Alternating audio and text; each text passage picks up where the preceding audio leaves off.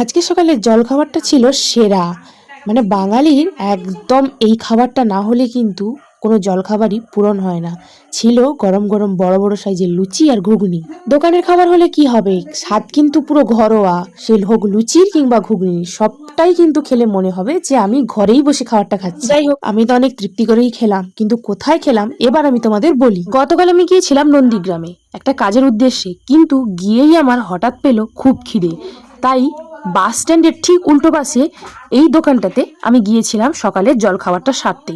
গিয়ে দেখি একজন কাকু আর একজন ঠাকুমা মিলে এই দোকানটা চালাচ্ছে। খাবারের স্টার্টিং প্রাইস একদম 20 টাকা থেকে শুরু। 20 টাকায় 4 পিস লুচি আর এক বাটি ঘুগনি। ঘুগনিটা কিন্তু তোমরা পরে এক্সট্রা ভাবে নিতেও পারো। এছাড়াও আছে ঘুগনি মুড়ি, ডিম কষা, চিকেন কষা, ডিম সেদ্ধ, মটর সেদ্ধ, মশলা মুড়ি, আরো অনেক কিছু। সকাল 6:30 থেকে এই দোকানটা খোলে এবং তখন থেকে কিন্তু খাবারগুলো অ্যাভেলেবেল হয়ে যায়।